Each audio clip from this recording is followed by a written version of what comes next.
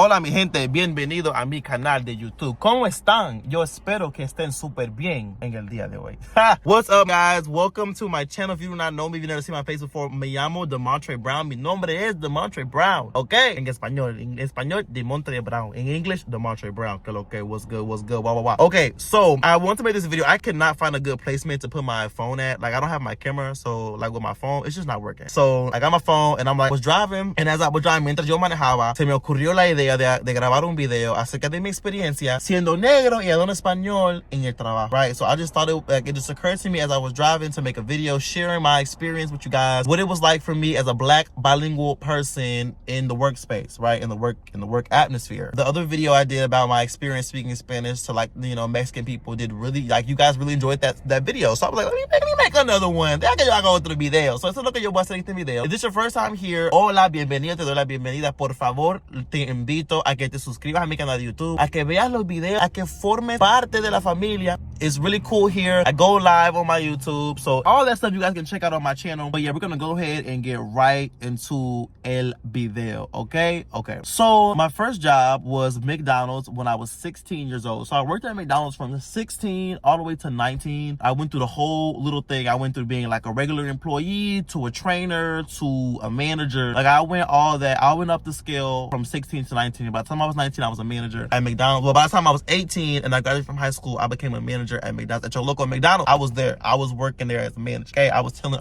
niños qué hacer, ¿verdad? Yo fui el que daba órdenes a la gente. Yo le dije a todo el mundo que haga esto, que no haga esto. That was me. So in the workplace, you know, I didn't go in there like telling anybody that I spoke Spanish because I low-key wanted it to be a secret. You know how you're able to speak a different language, but you don't tell nobody because you want to be like your superpower, right? And you want to hear people talking about you in Spanish. That was me. Like, yo no le dije a nadie que yo podía hablar en español porque yo quería ver si la gente iba a hablar mal de mí en español, ¿verdad? Como si yo no entendiera. I wanted that so bad. Eso nunca me pasó. Eso nunca a mí me ocurrió. No, a mí me ocurrió una vez. De hecho, sí, me ocurrió una vez. So one time I was like on the table. We call it table where you make the food and stuff. And I was there making the burgers and I just couldn't get it. Like, for whatever reason, I just could not get it. I don't know what was going on. My brain moving slow. I don't know. I just couldn't understand it. And the lady who was training me, ella era una mexicana. Ella era mayor también. Like, su hija también trabajaba ahí. And her hija was like, su hija tenía like mi edad. So yeah, she was like mucho, like, she was like way older. And she was like, oh my God, este muchacho no sabe. Like, yo le enseñé 1000 veces. Like, she's basically like saying like, this dude don't get, like, I done showed him many times, like 1,000 times already. And I looked at her and I was like, well, perdóname que yo estoy nueva aquí. Yo estoy aprendiendo. Like, ¿qué tú quieres que yo haga? And she was like, like, no. She was like thrown off completely, right? So that was that. But my experience other than that, working in the workspace, was a lot of times they did not feel like I was worth being paid more. So there would be times where I would be in the back, like washing dishes, making food, whatever, and they would have to call me from doing my job. So now you're interrupting my time from doing my job, right? I'm supposed to get out of here at 5 o'clock, 8 o'clock, 9 o'clock, and you're taking away from that time because I wasn't able to leave until I was completely done with my task. And so if you're pulling me away from my task to go help you interpret from English to Spanish and Spanish to English, that's taking away from my time. And you don't think that I deserve an incentive for that? Like, you don't think I deserve more money, anything like that? So they were really good with like, hey, Demontre, ven acá, ayúdanos a traducir, a interpretar. Like, I was always being called. And so I would go to the front, stop what I'm doing, go to the front, I would interpret, and then it would just be that. And then we would go back to like doing what I was doing. And I was interrupted so many times. I then requested like, okay, can you just keep me in the front? Like, if you're gonna call me like 8 or 9 times during a shift to speak Spanish, you might as well just keep me in the front, because what sense does it make to keep me going back and forth?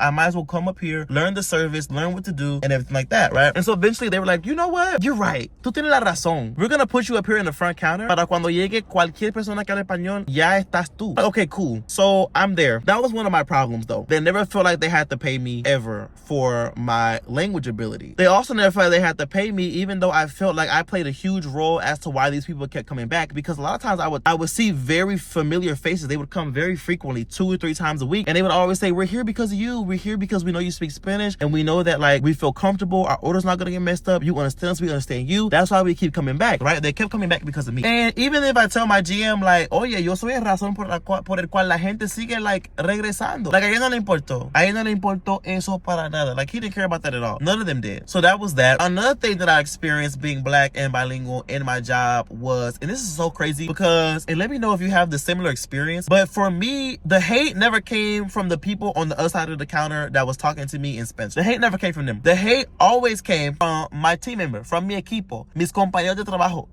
My hate always came from them. So they would always be like, oh, mira, de Monte se cree mejor que nosotros porque puede ganar español. Oh my God, whatever. Like I always got that every day. And then like at some point, like you just like, yo no le voy a hacer caso a esa gente que no saben. Like they just sitting up here talking, they don't know. So I had to deal from the hate within like my own team. So that was that. Another thing that I dealt with by being bilingual and a black bilingual person in the workspace was a lot of the time. So I had this one guy, he came in, and I guess a lot of times they go based off of the way somebody looks. So there was this Mexican woman who I worked with. I won't say her name, but you know who you are. Hey girl. And she spoke no Spanish, right? She's like a no sabo woman. Like she's a no sabo. And one of the guys came in and he saw her and he was talking to me. He was like, her, Spanish, her. And I'm like, what?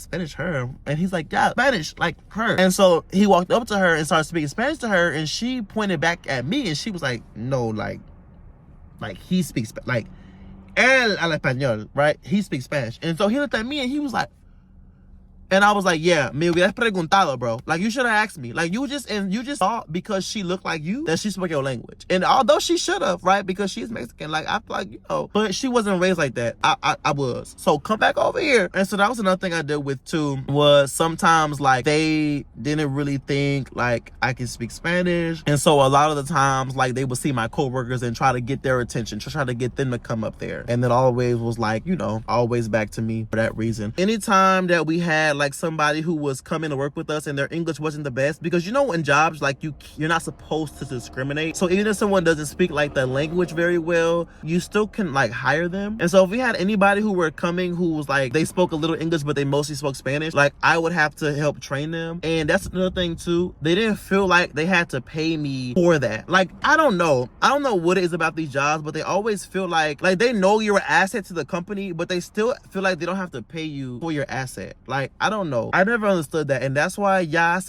casi un año que yo no trabajo en estos lugares, like because they always feel like they can take advantage of you, they can use your skill, they can use your talent, they can use you and you're an asset to the company, but they always feel like they don't have to pay you what you're worth and what you bring to the table. And so that's one of the reasons por eso que like ya no trabajo en ese lugar ni en cualquier otro lugar. Like right now I'm like what you would consider like self-employed, like doing it myself, making my own money, because working for these people, it just doesn't work for me. So that was my experience, y'all. Like sorry if I was like all over the place, you know what I'm saying, but that was like mostly like my experience and what I've went through, what I've gone through in terms of like, you know, being black and bilingual in the workspace, in the workforce, how it was gone for me. Like that's really like my whole experience. So yeah, that was that. Like that was that. If you guys can relate to this story at all, like leave a comment down below. Like let me know what your experience was, what your story is. Like déjame saber. Like I want to know. Yo quiero saber. If you're currently experiencing it, what is your experience now? Like tell it all down below in the comments. Let's chat about it. And yeah, if you enjoyed this video, go ahead and give this video a thumbs up. Leave a comment down below. Share this video with somebody else who may have or it may be currently experiencing this same like experience. Hit that subscribe button to see more videos from me.